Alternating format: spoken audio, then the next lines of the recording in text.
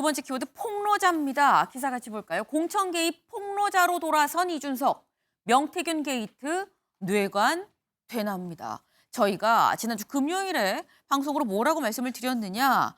명태균 씨가 이제 구속이 됐다. 그런데 이준석 대표랑 관계가 좀 부각이 되면서 이준석 전 대표가 이제 윤 대통령의 어떤 공천 개입 의혹을 막 언급을 하고 있는 와중이기 때문에 이준석 대표가 이제 어떤 화제의 가운데, 한가운데의 태풍의 눈으로 서게 되는 거 아닐까라는 말씀을 드렸는데 실제로 저희 방송 끝나고 지난 금요일에 기자간담회를 열었습니다. 뭐라고 얘기했는지 직접 들어보시죠.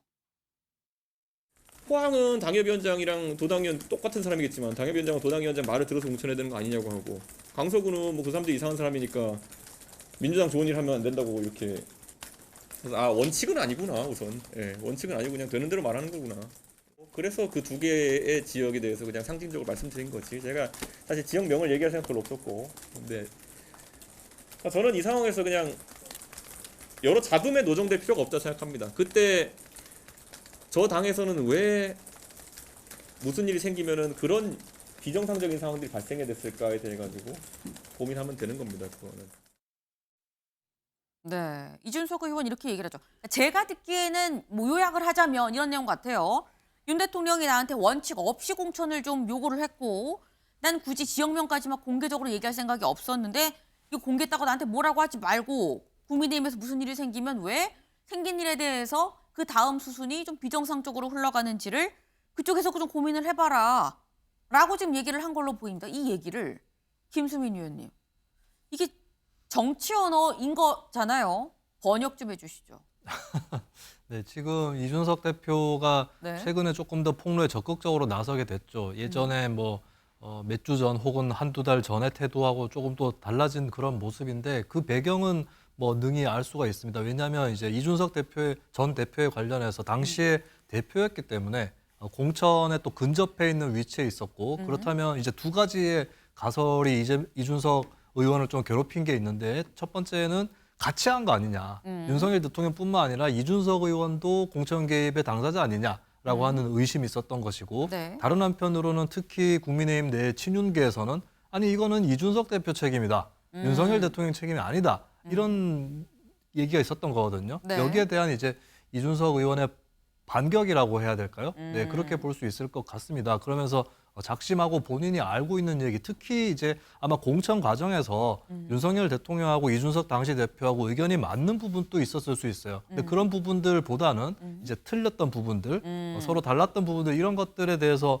얘기를 꺼내면서 이제 콕 찍어서 포항시장하고 강서구청장 이렇게 얘기를 꺼낸 것이고, 네. 그 당시에 이 정도로 윤석열 대통령이 좀 깊숙하고 시시콜콜하게 개입을 했었다라고 하는 거, 이런 것들을 얘기를 하면서 또 이와 함께 얘기한 게 본인이 영부인하고도 만났었다. 영부인 쪽에서도 공천 개입을 했다라는 취지로 주장을 하면서 그것 때문에 설득을 하기 위해서 만났다는 얘기까지도 하고 있는데, 네. 결국에는 이제 양쪽 간의 이 공천 개입의 책임을 놓고 좀 더 정면으로 대결하는 양상으로 가게 된다. 이걸 이제 예고를 하고 있습니다. 네. 이준석 의원이 얘기하는 건 일종의 반격으로 봐야 된다. 왜? 뭔가 지금 공천 개입 의혹에 대한 책임이 당시 당대표던 자기한테 뭔가 쏠리는 것 같은데 이거 아닙니다라고 쳐내는 취지의 발언 아니겠느냐라는 말씀이에요. 근데 이 반격에 대해서 명태균 씨의 변호인이죠. 김소연 변호사가 SNS에 뭐라고 글을 올렸느냐, 이렇게 올렸습니다. 이준석 의원 얄팍한 협박질로 용산이나 선배 정치인들한테 살려달라는 시그널을 보내는 거다. 근데 이거 변호사부터 찾아서 상담하고 선임하는 게 먼저라는 조언 해주고 싶네요. 라고 글을 올렸습니다. 김광삼 변호사님. 네. 지금 이준석 의원의 얘기는 얄팍한 협작질이고 살려달라는 시그널이다. 라는 요 얘기 어떻게 보십니까? 그래서 이제 김소연 변호사는 명태균 씨 변호인이잖아요. 네. 영장 실질 심사까지 자기가 쭉 관여했다는 거 아닙니까? 네. 그러니까 이제 검찰에서 명태균이 어떻게 진술했는지를 알고 있다는 내용이죠. 그러면 저 자체의 어떤 내용을 보면 일단 이준석 의원도 뭔가 공천 개입이랄지 명태균에 관여가 돼 있고 어떻게 보면 범죄행위도 될 수 있다. 그런 얘기를 하는 것 같아요. 그래서 변호사를 찾아서 일단 상담하고 선임해라 이런 얘기를 하는 것 같은데 네. 아마 이준석 대표, 이준 의원 입장에서는 네. 이제 본인은 뭐 명태균과를 알고는 지내고 여러 가지 뭐 소통을 했지만 그런 사실과 전혀 무관하다. 그러면 자기의 입장을 좀 전달하고 싶은 거예요. 그래서 네. 이제까지는 소극적으로 뭐 그렇게 명태균과 친하지 않고 그다음에 소개받은 과정 그 정도의 얘기를 했다가 지금 이제 노골적으로 그 과정에서도 밝힐 수밖에 없는 입장에다 본인이 판단했으리라 이렇게 봅니다. 네. 근데 본인이 그 당시에 당대표였잖아요. 그렇기 때문에 공천 과정을 누구보다도 잘 알고 있을 거예요. 더군다나 김건희 여사하고 윤 대통령 통화까지 다 했다고 하고 자기의 어떤 GPS 기록과 관련된 것도 다 확보를 하고 있다고 보니까 네. 지금 당대표였던 사람이 어떤 공천 개입이랄지 이런 것들을 얘기하면 명태균과는 차원이 다를 수 있죠. 왜냐하면 일단 신뢰성이 좀 갈 수 있다고 볼 수 있고 또 이준석 의원의 특징이 그냥 말만 하지 않고 항상 증거를 갖다 가지고 네. 있는 스타일이기 때문에 이준석 의원의 말에 증거까지 이게 합쳐지게 되면 이건 상당히 폭발성이 좀 있다고 보거든요. 그래서 이제 어디까지 얘기할지는 모르겠어요. 그렇지만 일단 뭐 포항시장이랄지 강서구청장 뭐 이런 얘기까지 다 나왔잖아요. 그러면 그냥 여기서 그칠 것인지 아니면 좀 더 민감한 사안에 대해서 폭로를 할 것인지 근데 앞으로는 뭐 더 자세하게 폭로할 가능성이 크다. 네. 그러면 이게 결국은 뇌관이 될 수 있다는 결론이죠. 지금 이준석 의원이 당시 당대표였기 때문에 명태균 씨도 뭐 내가 뭐 다 폭로할 거야라는 취지로 얘기했었지만 그런 정도의 폭로랑은 좀 차원이 다르지 않겠느냐 많은 걸 알고 있을 텐데 그리고 이준석 의원은 평소 근거를 대면서 얘기를 했었는데 그렇다고 한다면 좀 더 명태균 씨보다 뭔가 신빙성이 있는 주장을 하지 않겠느냐라는 말씀을 지금 하셨어요. 결국은 폭로의 길을 가지 않을까라는 전망도 같이 지금 내놓으셨는데 관련해서 민주당의 김민석 수석 최고위원이 이렇게 얘기를 했습니다. 들어보실까요? 전개는 이준석 의원이 예. 이 머리를 복잡하게 쓰느라고 많이 힘드실 것 같아요. 아, 그런 겁니까? 네. 뭐 폭로라기보다는 피 안 날 만큼만 찌르자 뭐 이렇게 하신 것 같은데 네. 본인을 검찰에서 소환할 것 같으니까 나 소환하면 나 다 얘기한다. 이제 결국 그 말씀을 하신 거 아니겠어요? 그러니까 예. 뭐 대통령 문제 있다. 근데 내가 문제 없다고 하는 논리도 가지고 있다. 뭐 이 정도 말씀을 하신 것이어서 네. 김민석 최고위원은 이렇게 얘기를 하죠. 피 안 날 만큼만 찌르자는 것 같다라고 지금 얘기를 했어요. 근데 김수민 의원님, 피 안 날 만큼만 찌르는 건 진짜 고도의 기술 아닙니까? 그러면은 얼만큼만 찔러야 피가 안 나고 아프기만 한 것이냐? 이준석 의원은 이런 고도의 기술이 있는 것이냐? 어떻게 보세요? 뭐 이준석 의원 입장에서는 네. 나름대로 피가 좀 나도록 찔렀다라고 생각을 할 수는 있을 것 같아요. 일단 대통령이 공천에 개입을 했다라고 하는 점 이런 네. 점들에 대해서는 얘기를 한 것이기 때문에 근데 다만 이제 뭐 이거는 이게 처벌할 정도의 폭로를 한 거냐 했을 때 사실 이제 대통령 당선자 신분일 때 네. 공천 개입의 경우는 이게 좀 처벌하기는 어렵습니다. 물론 이제 그 공무원으로서의 중립 의무는 공무원이 아니라도 기타 공무원의 기타 그 밖의 범위에도 들어갈 수 있기 때문에 좀 다른 문제긴 한데 네. 근데 이것이 이제 원천적으로 이게 처벌 자체가 가능한지 아닌지 그리고 이 개입 자체가 이제 처벌 가능한 수준인지 아닌지 이런 부분들은 명확하게 가려진 건 아니기 때문에 네. 그러니까 이준석 의원은 이제 처벌을 염두에 두고 폭로를 하고 있는 건 일단 아니다 뭐라고 볼 수는 있을 것 같고 그러니까 글쎄요 김민석 최고위원이 얘기한 정도의 수준일지 모르겠는데 네. 이준석 의원이 좀 입이 떨어지기 어려운 측면은 분명히 있을 겁니다. 왜냐하면 본인도 어쨌든 그 당시에 관여를 했었고 잘못된 게 있었다면 그때 바로 잡는 게 가장 원칙적인데 이제 그렇게 할 수 없었던 부분 이런 것들이 이제 시간이 지났을 때도 본인한테 좀 부담이 될 수 있는 거거든요.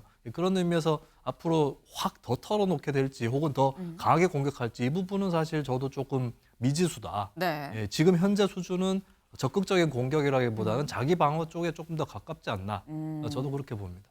지금까지는 적극적인 공격이라기보단 자기 방어로 보인다. 그리고 이준석 의원의 입장에선 내가 찌른 건 피가 날 만큼 찌른 거다라고 생각했을 수 있다라고 말씀을 하셨어요. 지금 이준석 의원이 받고 있는 의혹은 명태균 그리고 뭐 김 여사나 윤 대통령 그리고 이준석 의원까지 모두 다 한 팀 아니냐라는 취지의 지금 의혹을 지금 받고 있는 건데 김광삼 변호사님. 근데 그렇다고 하면 피가 나게 찔러서 그 피가 나면 만약에 다 한 팀이라고 하면 내 피가 되는 거 아닙니까? 그렇죠. 이제 거기가 그게 핵심이거든요. 네. 그러니까 김민수 최고가 피 안 날 만큼만 찔린다는 얘기는 대통령이 탄핵이랄지 법적 위반 사유로 가지 않을 정도만. 그래서 저건 대통령 당선자로서 부도덕 행위다. 정치적 개입이다. 이 정도 하지만 그 정치적 개입이 법적으로 처벌하지 않을 정도만은 네. 폭로할 가능성이 크다. 이 얘기를 김민수 최고가 하고 있다 이렇게 볼 수가 있고 네. 어떻게 보면 폭로 자체가요. 그냥 윤 대통령이랄지 김건희 여사에게 굉장히 뭔가 영향을 미치고 해악을 끼치는 그 수준이 사실 이게 정도가 지나치면 네. 본인이 그 당시 당대표였잖아요.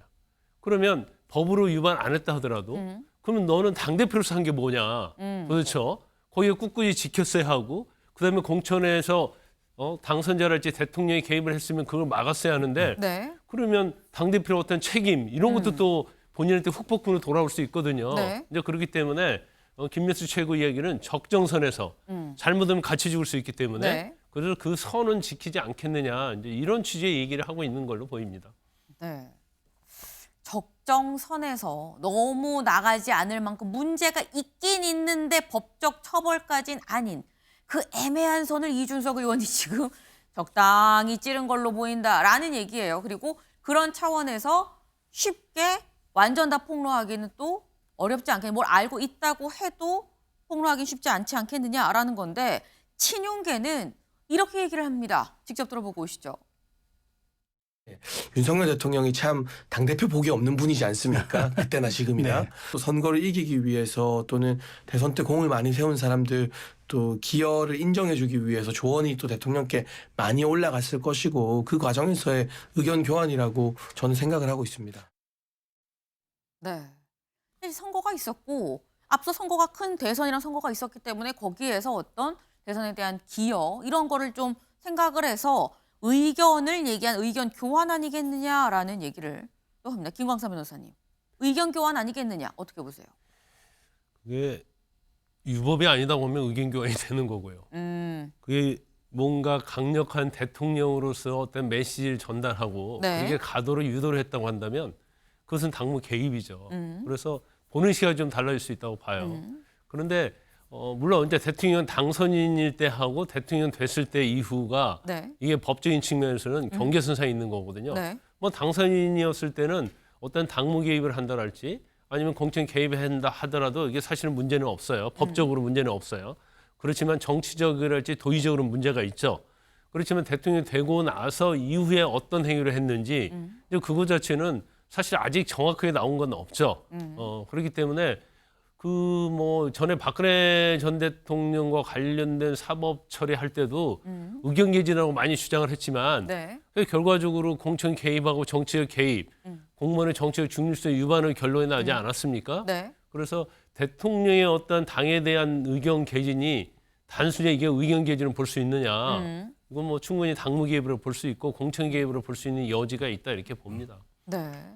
지금 사실 한 끗 차이가 될 수가 있다. 이게 의견 교환이 되는 건지 공천 개입이 될지는 굉장히 그 기준선이 모호한 면이 없잖아 있는데 이 부분 좀 봐야 될 것 같은데 양쪽 다 가능성이 좀 있어 보입니다라는 말씀을 하셨어요. 지금 이준석 의원이 명태균 씨한테서 시작됐었던 이 공천 개입 의혹이 이준석 의원한테 옮겨가고 있는 모습이죠. 왜?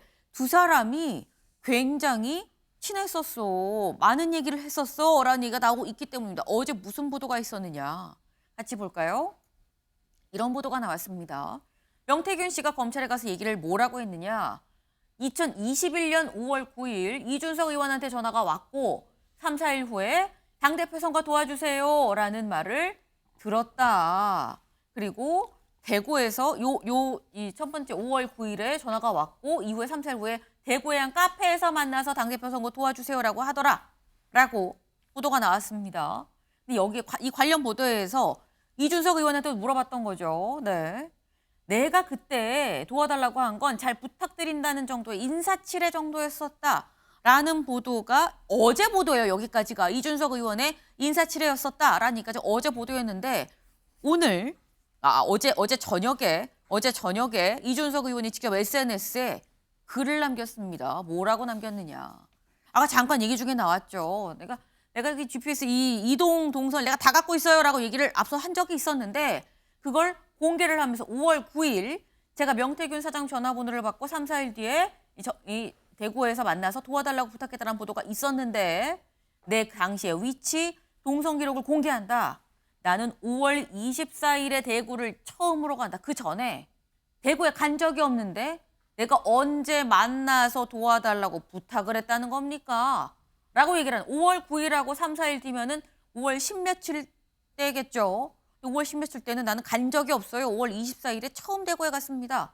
라고 얘기하면서 여기 보면 지금 이동 동선을 공개를 했어요. 근데 보기 좀 어려운 상황이긴 한데 일단 파란색으로 이 자기가 움직인 동선을 지금 얘기를 하고 있는 거죠. 나는 간 적이 없다라는 거예요. 네. 이걸 보면 김수민 의원님 누구 말이 맞는 거냐 싶어요.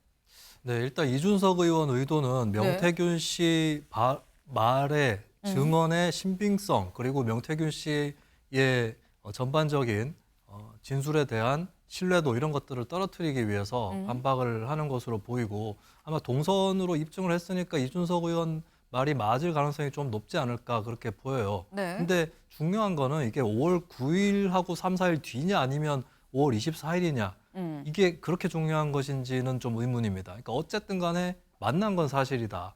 그러면 이제 5월 그때 그 달에 두 사람이 처음 만나게 됐다라고 하는 점인 것이고 지금 남아있는 의혹은 이제 언제 만났느냐 이 시점이 중요한 것이 아니라 네. 두 가지 의혹이 있는 거잖아요. 첫 번째는 이준석 대표가 당시 대표가 될 때에 명태균 씨가 역할을 했고 뭐 여론조사 조작설까지 나오는 부분이 있는데 물론 이준석 의원은 허무맹랑하다는 취지로 근거 없다고 얘기를 하긴 했는데 그 의혹이 있는 것이고 두 번째는 윤석열 대통령하고 이준석 의원이 같이 김영삼 전 의원 공천에 힘을 쓴 건 아니냐라고 하는 그 이듬해 그 윤 대통령 취임 직전의 일이죠. 네. 거기에 대한 의혹은 또 있는 겁니다. 그래서 이게 이제 처음에 언제 만났느냐 이것이 이제 그렇게 깊은 본질은 될 수가 없다고 볼 수가 있는 것 같고요. 네. 그렇기 때문에 이제 두 사람의 명확한 관계 이런 것들은 계속해서 아직 좀 입증해야 될 것, 명태균 씨 입장이든 이준석 의원 입장이든 입증해야 될 것들은 아직까지 많이 남아있다고 보고 그리고 이준석 의원은 현재 뭐 어떤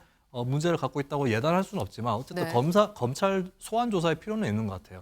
여기에 적극적으로 응해서 본인이 떨치고 싶은 게 있다면 소환에 적극적으로 응하는 게 바람직한 방법이라고 봅니다. 네. 지금 이준석 의원이 직접 본인의 어떤 GPS 이동 경로를 같이 공개를 했기 때문에 실제로 5월 24일 전에 안 간 건 맞는 걸로 보이지만 5월 24일에 만났는지 뭐 그 후에 만났는지 전에 만났는지 이게 중요한 사안은 아니지 않느냐라는 얘기도 또 같이 하셨어요.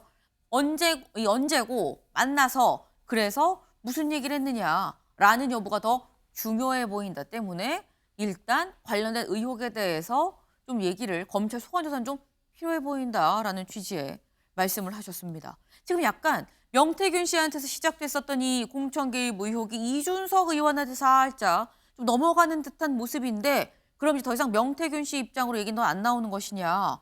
근데 관련해서 명태균 씨 관련해서도 보도가 또 나오고 있습니다. 무슨 보도가 나오는지 같이 볼까요? 명태균 창원 산당 관련 시장과 회동 대외비 문건 보고받은 사실도 시인. 대외비 문건을 보고받았었다라는 얘기가 실제로 이 검찰 조사에서 얘기를 했다는 거죠. 내가 맞아요. 내가 그 보고받았어요. 문건이 있는데 다만 바로 폐기했어요라는 취지의 얘기를 했다라고 합니다. 더불어서 어제 보도 중에 또 이런 보도가 나왔던 게 뭐냐. 주변 측근들한테 구속돼서 들어가기 전에 이런 얘기를 했다라는 거예요. 플랜 ABC를 갖고 있을 거다. 지인이 얘기하기를 왜? 나한테도 뭔가 부탁한 게 있다. 다만 아직 그게 뭔지 밝힐 단계는 아니다. 라고 얘기를 했다라는 겁니다. 이미 인신 구속으로 들어가 있어요. 지금. 그런데도 불구하고 계속 명태균 씨가 뭘 할 수도 있다. 뭐 이런 얘기들이 계속해서 나오고 있는 거죠. 김광삼 변호사님, 짧게 여쭤봅니다. 명태균 씨의 플랜 ABC 뭐가 있을 수 있을까요? 일단 ABC 이전에 네. 그 전께 있었을 거예요. 무엇이?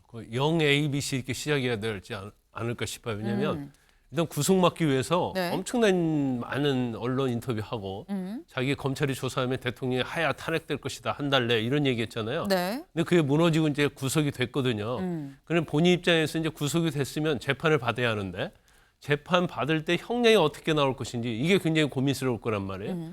그래서 자기가 가지고 있는 녹취 파일이랄지 사진이랄지 뭐 텔레그램 캡처본이랄지 이런 것들을 어떻게 사용해야지 내가 형량을 줄일 수 있느냐, 어떻게 적게 처벌받느냐, 이제 그것밖에는 지금 생각이 없을 거라고 봅니다. 네. 그런데 이미 구속돼 있고 그다음에 재판 자체는 법원 싸는 거예요, 사법부가.